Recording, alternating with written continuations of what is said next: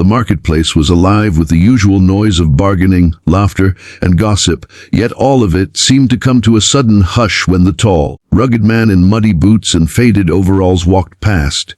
His shirt was plain with frayed threads dangling near the sleeves, and his straw hat looked like it had been through years of storms. Whispers followed him, accompanied by mocking chuckles. "Look at him," someone scoffed, their voice carrying through the crowd. "Still living like a peasant in this century." Another snickered, "He probably can't even afford proper clothes." What no one in that crowded market knew was that this man, Elias Hartwell, owned nearly half the fertile land in the entire country. While others spent fortunes to look wealthy, he quietly cultivated wealth beyond imagination. If you believe in kindness, humility, and second chances, make sure to like, comment, share, and subscribe to Kinless Journal right now, because stories like this remind us what truly matters. Elias had never cared about appearances. His life revolved around the soil, the rain, and the patience required to nurture seeds into crops.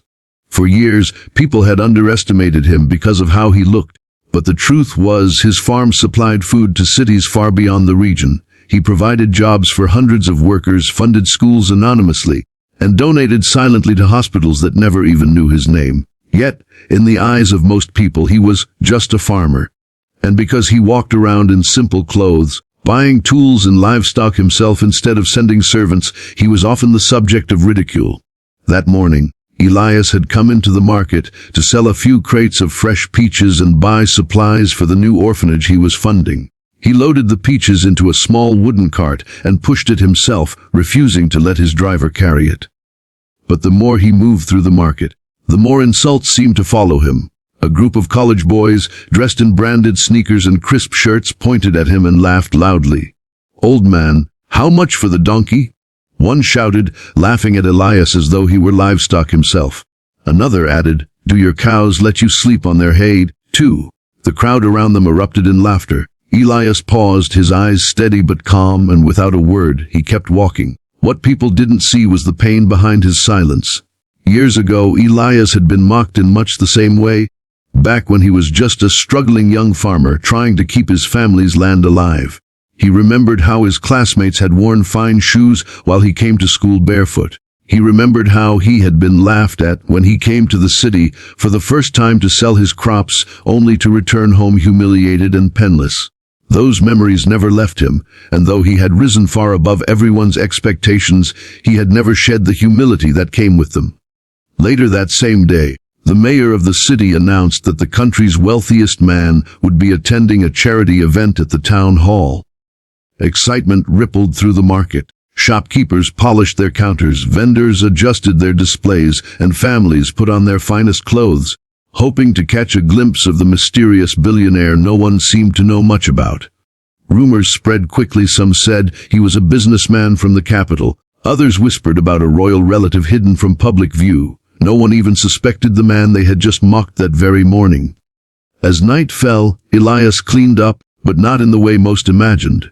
He washed the dirt from his hands, but he put back on the same clean overalls and simple shirt.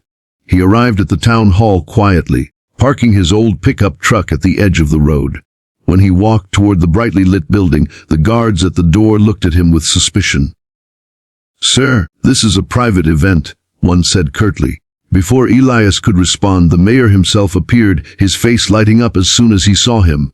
"Mr. Hartwell, you made it," he exclaimed, rushing forward with both hands extended. The guards froze in disbelief as the man they thought was a poor farmer was embraced by the highest official in town.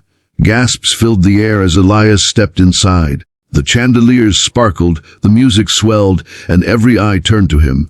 The same college boys who had mocked him earlier stood at the back of the hall, their jaws slack. One of them muttered, "That can't be him."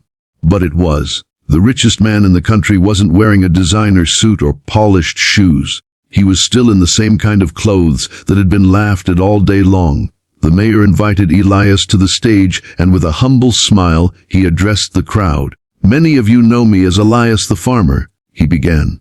"Some of you laugh at the way I dress or the truck I drive. But clothes don't grow food, and gold watches don't heal the hungry." His voice was steady, deep, and full of weight. "I stand here not because of appearances, but because years of work, sweat, and humility built something that could feed millions. I never cared for status. I cared for the land, for the people who worked with me, and for the children who should never go to bed hungry. Silence blanketed the hall. Even those who had mocked him earlier lowered their eyes, ashamed of their laughter. Elias continued, "True wealth is not in what you wear, but in how you lift others. I have been called poor all my life. Tonight, I stand before you not rich with money, but rich in gratitude that I was able to serve." His words landed like thunder in the hearts of everyone present. The college boys who had laughed at him earlier stood frozen at the back. One of them whispered, "We made fun of him." Another added, "And he didn't even react." Guilt burned in their chests. Elias didn't need to point them out. He didn't need revenge. His dignity had already done the work. As the night went on, Elias announced a massive donation to the local schools and hospitals.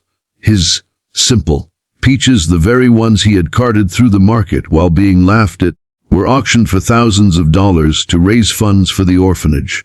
People bid fiercely, not for the fruit itself, but for the honor of supporting his cause. Those peaches, once ridiculed as farmers' goods, became symbols of dignity and change. When the event ended, many approached him with tears in their eyes, apologizing for their past judgments, thanking him for his work, and promising to live differently. Elias only smiled, shaking their hands warmly. "Don't apologize to me," he said softly. "Live your life with kindness. That's enough." He stepped back into the night air, his boots crunching softly against the gravel. His old truck waited for him, its headlights faint but steady.